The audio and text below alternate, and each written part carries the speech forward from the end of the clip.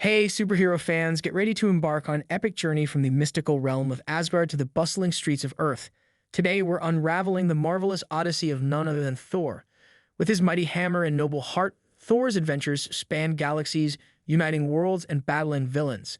Join us as we trace his path from god to hero, exploring the cosmic wonders and earth-shaking battles along the way. So grab your capes and get ready for a whirlwind adventure through the realms with Marvel's mightiest Avenger. This is From Asgard to Earth, the Marvelous Odyssey of Thor. Lightning in the sky, and as their car passes through a desert, it collides with a man. When they step out, they see that he is not wearing any clothes, and instead, he hands them clothes. This man turns out to be Thor. The story then transitions to the 21st century, directly from the 10th century, where giants are shown wanting to conquer Earth. They arrive from France, Japan, and Vietnam planets. In reality, in this entire story, not only different worlds are shown but also 9 different planets, each with its own king. The other 8 worlds want to establish their dominance on 8 planets, and this begins today. The leader is known as Alog, and before conquering India, arrogant kings come to confront them. In this way, 9 planets are shown in this entire story, each with its own culture and beliefs. Now, Odin, the king of Aga, and warriors will come in between. A war ensues between Odin and Ishka's king. In this battle, the Ninth's army, i.e., the Fauji, will go. They face defeat, and after this defeat, people have to promise that from today onwards, they will not attack any other world.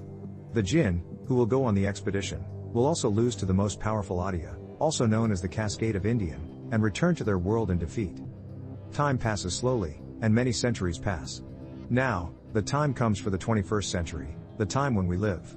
Edgar's king, Odin's 2 sons, the elder son named Thor, who is very powerful. He also has his weapon, the hammer called Mjolnir. There is also a younger brother, Loki. The story continues by highlighting that Loki is not as powerful as Thor but is highly skilled in magical arts. Despite being in Asgard, it's not a great day for Asgard because the king, Odin, plans to make his elder son, Thor, the king. However, before he can crown him, some frost giants infiltrate Asgard seeking the Casket of Ancient Winters, their most powerful weapon that Odin had taken from them.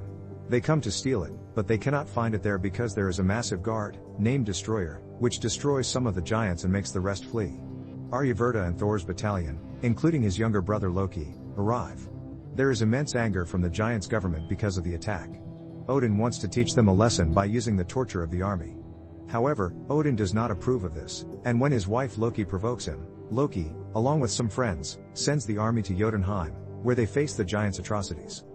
On all sides, they are surrounded, and before they can finish them off, Odin arrives and saves them, taking them back. Odin is furious with Thor because of Thor's actions, as it goes against the agreement with the giants. Today, that agreement is broken.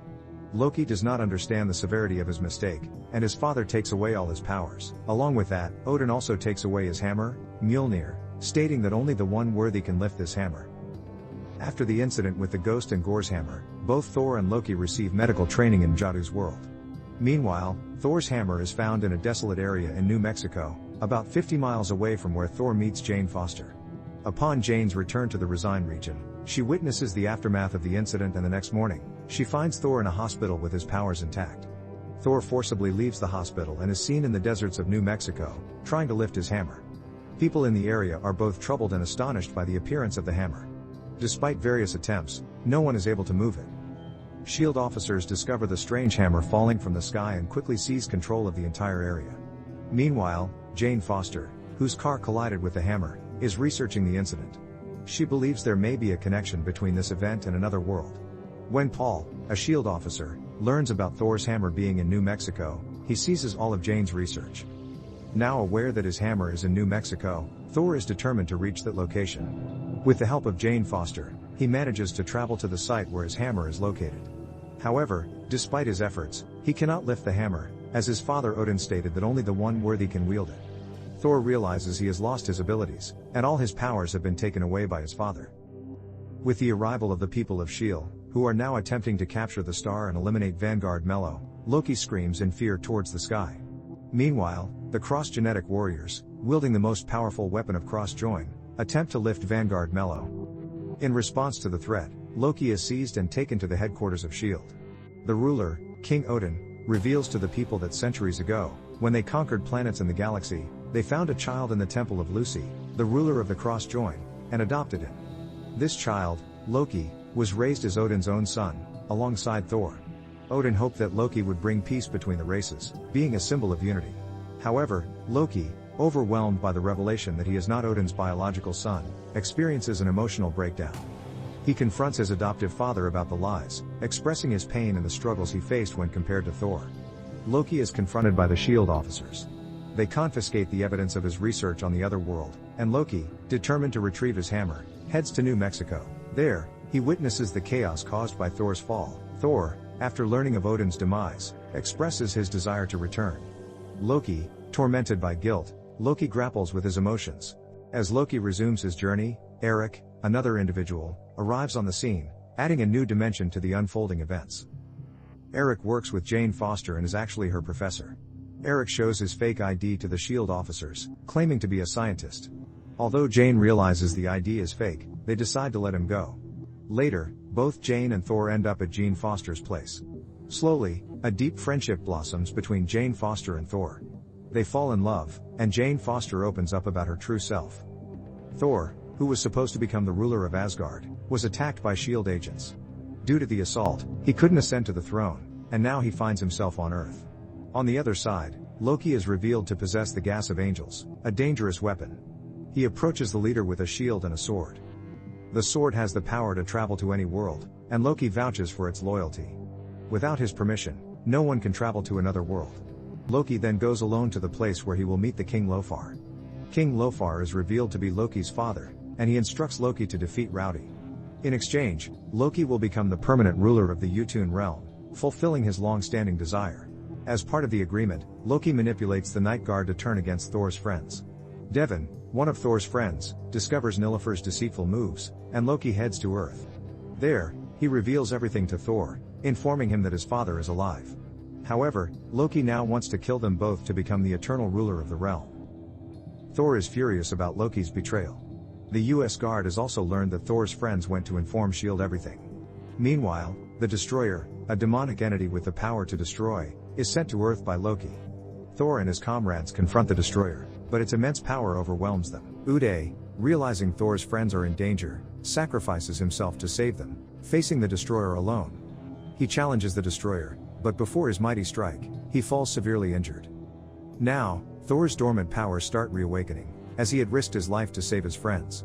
The forceful blow on the Destroyer is so powerful that it falls far away, severely damaged. Despite the injuries, Thor's strength and abilities return, and his shattered Mjolnir also comes back to him.